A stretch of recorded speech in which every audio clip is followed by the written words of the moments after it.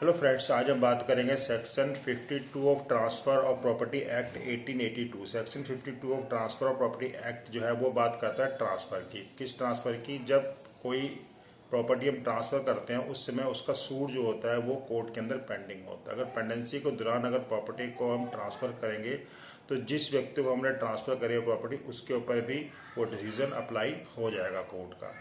तो सेक्शन 53 को समझने से पहले हम एग्जाम्पल लेते हैं। जो एग्जाम्पल है वो हमें सेक्शन 53 को ज़्यादा बेटर ढंग से समझा देगा। मान लो एक व्यक्ति है जो अपनी प्रॉपर्टी के अंदर बी को स्टे करने देता है।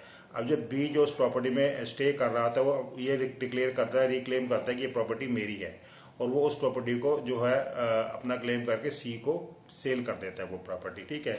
आज जब ए को इस बारे में पता लगता है तो वो क्या करता है, वो सूट फाइल कर देता है। किसके अगेंस्ट? बी के अगेंस्ट।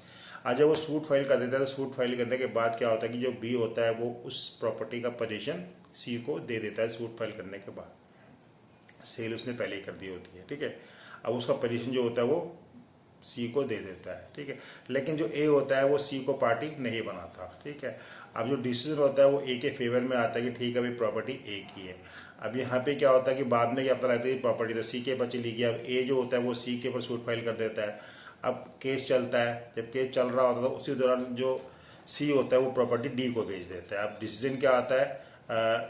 ए के फेवर में आता है, लेकिन अब प्रॉपर्टी किसके पास चली गई? डी के पास। अब क्या करता है बेचारा ए जो होता है वो फिर डी के पास चले जाता है, डी के ऊपर केस करता है। अब डिसीजन दोबारा फिर इसके फेवर में आता है। इन बिटवीन जब वो केस चल रहा होता है तो उसी टाइम जो प्रॉपर्टी डी होता है वो ई को भेज देता है। ठीक है। अब दोबारा वो कोर्ट के अंदर जाता है कि वो ई के ऊपर केस करता है, तो अब फिर जो भी है डिसीजन उसके फेवर में आता है। तो इस तरह से क्या करते हैं कि बहुत लंबा प्रोसेस चलता रहता है। तो यहाँ पे क्या होता है कि पहले जितने ही पर्पस थे वो सारे के सारे फ्रस्ट्रेट हो जाते हैं। तो सेक्शन 52 ये कहता है कि इतना लंबे प्रोसेस से हमें नहीं खोजना। अगर प्रॉपर्टी को during the pendency of suit transfer किया जाता है तो जो कोर्ट का डिसीजन है, मान लो ए ने बी को प्रॉपर्टी दी थी और बी ने उसको आगे सेल कर दिया था। ठीक है। During the pendency of suit जो है उसका पोजीशन दिया था, तो उस केस में उसे सी डी ई के ऊपर केस करने की जरूरत नहीं है। जो भी डिसीजन ए के फेवर में बी के अगेंस्ट आएगा वो सारे के सारे डिसीजन सी डी वाले जो भी आगे की पार्टी है उन सबके ऊपर अप्लाई हो जाएंगे। तो यही सेक्शन का मेन पर्पस है समझाने का कि भाई आपको सब पे सूट केस फाइल करने की जरूरत नहीं होगी। ठीक है ना। तो अब हम इस सेक्शन को एक बार रीड कर लेते हैं कि सेक्शन भी क्या कहता है। देखो सेक्शन 52 कहता है transfer of property pending suit relating thereto, मतलब कि आप प्रॉपर्टी को ट्रांसफर कर देते हो जब सूट आपका कोर्ट के अंदर पेंडिंग है।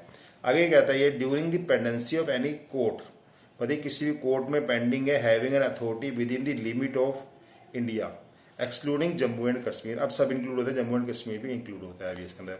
और establish beyond such limit by the central government of suit or proceeding which is not collusive, मतलब कि आपने जो सूट फाइल करा हो आपस में कोलिजिव नहीं होना चाहिए। ठीक है। मैं आपने मिल मिला के ना कराओ। And in which any right to immovable property is directly and specific in question, मतलब कोई भी इमूवेबल प्रॉपर्टी है उसके राइट्स के बारे में क्या है, कोई भी डिसीजन लेना है अपने कोर्ट के अंदर। The property can not be transfer or otherwise deal with by any party to suit or proceeding as to affect the right of any other party thereto under the decree or order which may be made thereby except under the authority of the court and such term as it may impose। तो उसको हम transfer नहीं कर सकते, सिर्फ court जब तक नहीं कहेगा तब तक हम कुछ भी नहीं करेंगे।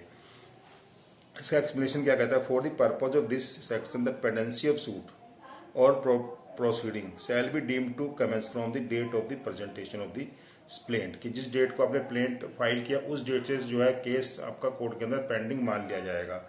और institution of the proceeding in court of competent jurisdiction, सही जुडिक्शन वाले कोर्ट के अंदर आपने फाइल कराओ।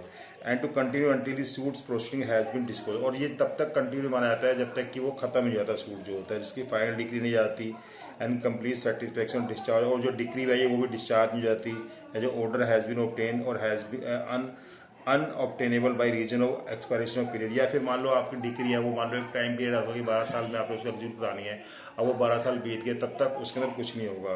ठीक है ना। एग्जीक्यूशन दे रहा हूँ law of the time being in force. तो इसके बीच में अगर आप प्रॉपर्टी को ट्रांसफर करते हो तो जिस व्यक्ति को भी ट्रांसफर करिए तो कोर्ट का जो डिसीजन होगा उस व्यक्ति के ऊपर भी वो बाइंडिंग होगा। ठीक है ना। तो सेक्शन 53 बस यही कहता है आपको। होप कि आपको समझ आया होगा। Thank you very much for watching this video.